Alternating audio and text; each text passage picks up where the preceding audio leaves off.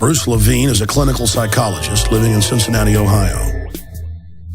He's the author of Commonsense Rebellion, as well as America's Depression Epidemic. He's a regular contributor to Z Magazine, AlterNet, and the Huffington Post. I'm Dr. Bruce Levine. I'm a clinical psychologist in Cincinnati, Ohio. Been in practice here for over 25 years.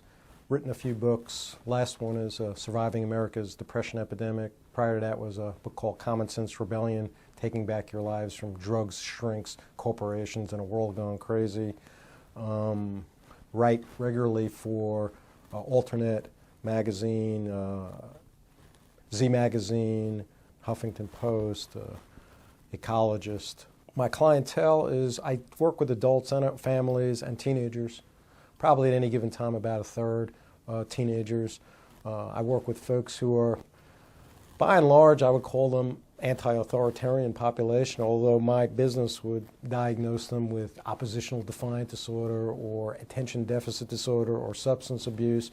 What I've found is a lot of the people who end up here and are comfortable with me that they are anti-authoritarians, usually without any kind of political consciousness. And often they are rebelling with self-destructive ways, and sometimes they're rebelling in a positive, life-affirming way, and they have no validation, they have no support. But for the most part, they're folks who are feeling utterly alienated by their surroundings, whether it's a school or it's a job or it's a society. And they've got a lot of pain off of that, and without validation of their pain and support, human beings tend to react and rebel often self-destructively. So they'll just drink 12 packs all day long with their pain rather than doing something that's actually going to transform their society or culture. It's just what all of us human beings do. When we get down low enough, we get down, when we're hurting enough, we don't really act sometimes in ways that are in our best self-interest. And I would say that there's three major ways that young people have been broken for many years in our society. One is television, two is schools, not necessarily in this order, and the third is my profession, the mental health profession. If you take a look at your average young person and their 24-hour school day, if you get rid of their whatever 6 to 9 hours in bed and their couple of hours of eating meals and personal hygiene, what are they doing in that day? What's their socialization? Well, 7 hours of school, 1 or 2 hours of homework, all right? And then the rest of their day is filled with television and video games. I mean, that's the major socializing forces in their lives, all right? So what does that teach them? What's going on for them? Well, there's a lot of horrible things that happen in school. One is kids lose their interest in reading, which is great for an authoritarian society. We have research that shows that the difference between kids who are in first grade versus when they move up to third and fourth grade is they're less likely to want to read books independently. So school, naturally, by forcing kids to read things that they're not really interested in and a whole bunch of other things like that, school actually makes it less likely people really are critical thinkers, curious, interested in reading, all those kinds of things. Overall, there's always exceptional teachers, but in general, that's what happens. Kids internalize the idea that the only way that you get an education is through some authority granting it to you, some authority's lectures, some authority's degrees, which is the opposite of the way people really get educated. Real education is through your own curiosity, through your peers. So school is an authoritarian-based pacifier in many ways. Then you move to the whole video game television area, especially television. Nowadays, kids on average are spending 4 or 5 hours a day in front of a television. They can watch it many different ways now. Besides just watching on a television set, there's alternative mediums to be able to watch it on their laptop, on their phone. So they're watching as much and more as ever TV. What are they learning there? Well, besides they're seeing shows, the vast majority of their programming is on stations that are owned by 6 corporations in America. The News Corp, Murdochs, and Viacom, and all these. Besides the content, they're learning something even worse. They're learning through these things that the only way that you get entertained is through some authority. All right, and they're learning that in their video games as well. Now, the video games are not quite as pacifying as at least if they're doing it with their friends. They're not in that kind of total zombie brainwave state that they are watching television. But either way, they're learning that the way you entertain yourself is through some authority. Here you got television and you got schools, both teaching kids that your education and your entertainment is via some authority, not through yourselves. For years, kids knew that you entertain yourself. After school, you'd go out and play with your friends, and you'd figure out stuff to have some fun. You didn't need any authority to entertain you. The third area that kids, not all kids are exposed to, but the kids who are most rebellious, they get exposed to my business, the mental health profession. And here in my profession, increasingly, the pacifying force is medication, right? Any kid who has got oppositional defiant disorder, which you get by often arguing with adults and often refusing to comply with adults, those are the official symptoms. You get treated with behavior modification manipulations or medication, or any kid with attention deficit hyperactivity disorder, which means they're not paying attention to some teacher because they're boring, but they are willing to pay attention to things that are interesting for them, or if they're getting paid for it. These research shows that. That's most of these kids who are diagnosed with ADHD can pay attention to things that they are actually interested in. They just rebel against things that they're not interested in. And what our society, parents, children, media, accept the authority of these mental health professionals as being able to be the ones in our society to designate what personality types, what temperaments are mentally ill, disorders, and which temperaments are good, are healthy. And so I could tell you in 25 years of being in practice, no parent has ever dragged their kid into my office because the kid was too compliant. They were listening to teachers too well, or they were too conformist. Well, a society that would care about excessive compliance or fascism would care about something like that. But our society certainly doesn't care about that. Our society cares about making sure that we don't have kids creating tension, rebelling against the status quo. So that's what my profession does. It sort of functions as a sort of interpersonal police force in terms of designating certain temperaments, certain personalities as mentally ill or disordered. So again, we have the situation where you have as parents, society, kids, believing in some authority's view of what's mentally healthy, what's normal, and not their own gut. So those three major socializing forces for kids.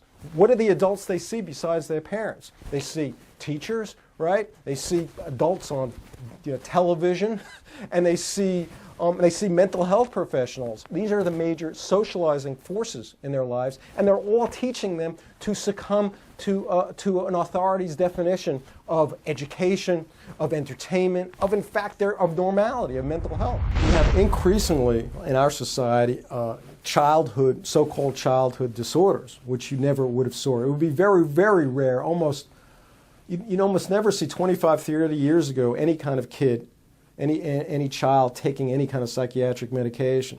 Now this is common, right? I mean, I talk to kids all the time, and they tell me the statistics that they hear 10% or so of them are on psychiatric medications, totally wrong. They laugh. And most of the kids that I talk to, they tell me 25 to 30% of the kids in their schools are taking some kind of a ADD medication, Ritalin or Adderall or Addies as they call them, or they're taking some kind of a antidepressant, Prozac, Paxil, Zoloft medication, or increasingly, more of them are taking antipsychotic chasers, with these drugs. They're taking these drugs called Risperdal and Zyprexa, which were really the replacements for these heavyweight tranquilizer drugs, Haldol and Thorazine, that went off patent, and the pharmaceutical companies created these so-called atypical antipsychotics, which are really not that much different than the old-fashioned ones, and they are creating enormous amounts of side effects. Many reasons why you have obese kids out there. More and more of American children are obese. Lots of reasons for that. But one of the least talked about ones is that so many of them are on these antidepressants, on these antipsychotics, which make it more likely that they're going to be obese. So all of these kids are being diagnosed with depression, with bipolar. the idea of any kind of kid being diagnosed with bipolar 25, 30 years ago was absurd. Kids were moody, right? Kids went up and down. Kids, would talk about feeling like suicidal one day and talking about like they're going to be, the president of the United States the next day. This was a kid kind of thing. But somewhere along the way, the psychiatry, pharmaceutical, industrial establishment, and make no mistake, they're proud partners. They don't hide this. There's a proud partnership between pharmaceutical companies and the American Psychiatric Association and the National Institute of Mental Health, the National Alliance for the Mentally Ill. They're proud partners with one another, that financially. And that between them, they decided that all kinds of kids were disorder, attention deficit disorder, oppositional defiant disorder, and a whole bunch of other kids were mentally ill, seriously mentally ill. And so now you have literally 2-year-olds, 3-year-olds, 4-year-olds being diagnosed with bipolar disorder and given major heavyweight drugs, antipsychotic drugs. It's problematic enough that all these kids who weren't paying attention to boring schools were given speed, amphetamines, which is what Adderall is. Now they're given these heavy, sedating, zombifying antipsychotic drugs like Risperdal, like Zyprexa, like Seroquel. When you talk about diagnoses in psychiatry, there's almost zero reliability in any kind of diagnoses, because when you take a kid, I've seen many, many kids who've come in here diagnosed by some other doctor with attention deficit disorder, hyperactivity disorder. I've seen many, many kids, and I ask, well, how is this diagnosis made? And it turns out always that these diagnoses are made by these questionnaires that were handed out to parents to fill out or teachers to fill out. And routinely, I'll look at these questionnaires and I'll tell a kid before I even meet them, I'll say, I bet you I know which teacher that you really like. And of course, it's the one teacher that didn't diagnose the kid with attention deficit hyperactivity disorder. So what determines often, whether an adult perceives a kid with ADHD or any of these other diagnoses is, how much trouble that kid is giving them, how much they like or dislike that kid. They won't admit this, but I see this all the time. And so when you take a look at the reliability of paper and pencil subjective tests, it's going to be very low. And if you're a psychiatrist and you're an MD, it's the standard of care increasingly for almost everybody who's having some difficulty in life is to medicate them, to drug them with psychotropic drugs.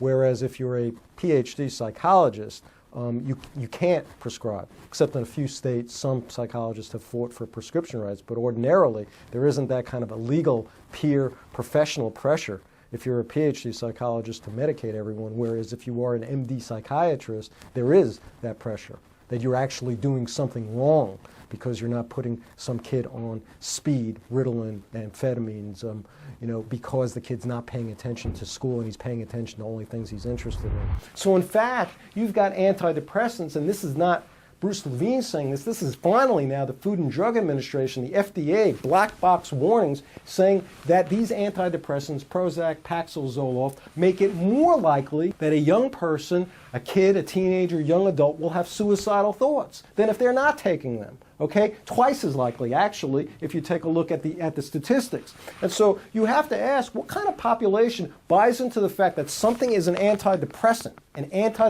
drug that actually makes it more likely you have suicidal thoughts and feelings? That seems to me more like a pro-depressant drug.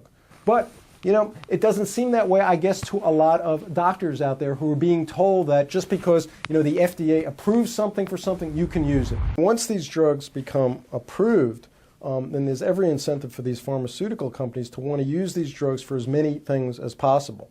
So, for example, way back, the whole antipsychotic industry, 25 years ago, drugs like Haldol or Thorazine or Trilofan, it was only a $200 million a year industry. It was very rare that people would be labeled as crazy enough or wild enough or psychotic enough to be medicated with these major tranquilizing drugs. But the drug industry discovered that we could use a lot of these newer drugs that don't have these drugs called Zyprexa and Risperdal and Seroquel, that we don't have to just use them for people who've been labeled psychotically agitated. We can use them for all kinds of people who we'd like to control a lot more. So some kid in a classroom. And so all of a sudden you went from an industry, a total industry of antipsychotic drugs being a $250 million industry, to Zyprexa a couple of years back, one antipsychotic drug alone topping $3 billion a year. Okay, by being used for all kinds of ways, including, chilling out people, old folks in nursing homes who, were understaffed, chilling out kids in classrooms here who were driving their teachers maybe a little bit crazy. So you can just expand the usage of these things. How does that zombify and pacify a population? Well, it's quite obvious. I mean, it's literally write pages out of Brave New World, Huxley's Brave New World. You've got a population where you've got giant pharmaceutical companies who are incentivized to create drugs that are used for more and more populations that are creating some degree of havoc. There's no institutions that are stopping that. The American Psychiatric Association, they work in financial partnership with pharmaceutical companies. National Alliance for the Mentally Ill, so-called a family group, they take millions of dollars from drug companies in grants. National Institute of Mental Health, which is the government agency. There's a revolving door of employment between the NIMH and the drug companies, same with the Food and Drug Administration. So there's no major institutions blocking this huge growth of drugs for people out there, which more it's become sort of almost mainstream to sort of see the similarities between Soma, the drug used in Brave New World, and the all the psychiatric drugs that are being used now. It's a drug to kind of drugs to kind of get people to chill out. I ask kids all the time, what's the actual effect on you of that ADHD drug, that Ritalin, that Adderall? All these other drugs, Dexedrine that they've used, what's the actual effect? Well, for many of them, and their parents and their teachers, agree it doesn't have any kind of effect in making them pay more attention. But for some of them, it does. Some of them, superficially, they look like they are paying attention. They're certainly more manageable and more compliant in a classroom. That does, in fact, happen. And those are the kids I'm really interested in. I say, well, what's happening? What's happening to you? And they're saying, well, what happens to me, Bruce, is like, well, I know at some level I'm just as bored as ever, but I don't care as much. And I'm just not as antsy or as agitated about being bored. Sort of in similar ways to people who use nicotine and smoke cigarettes on crappy jobs that they're in. They know they're just as bored as ever, but if they could get their nicotine hit, it takes the edge away from that. And so that's in lots of ways what psychotropic drugs do. Psychotropic drugs are illegal drugs or psychotropic drugs like marijuana and heroin. And psychiatric drugs are all psychotropic drugs. And what that means is that they're drugs that affect your neurotransmitters. Some of the famous neurotransmitters nowadays are serotonin and dopamine and norepinephrine, which, by the way, are the neurotransmitters that cocaine affects. And the same neurotransmitters that amphetamines affect, which are kind of synthetic cocaine. And that's what you give to kids with ADHD, these synthetic cocaine amphetamines. That's what they're being given. It doesn't have the same effect when you're taking something in pill form as it is when you're snorting it or when you're IVing something. But these drugs are very, very, very much similar. And almost all of these drugs that are psychotropic drugs, some of them are more likely to be uppers, right? The amphetamines, some of them are more likely to be downers. But what they all have in common is they disconnect you from what you're really feeling. And so you ask people all the time who are on these stuff, or you ask kids, it's like, they'll say stuff like, well, I think I used to care about that, and I think I still care about it, but I don't feel as much caring. I think I hate that person. I think I hate that guy who's mean to me, but I don't feel that hate as much. It takes the edge off of negative emotions. It takes the edge off of positive emotions here. And, for some people, they call that successful treatment. For guys like me, this is like Brave New World. Visit Infowars.com and PrisonPlanet.com. When you're on the sites, you can also tune in 24 hours a day to my daily radio broadcast. There's also a free iPhone app to listen to the syndicated radio show when and where you want.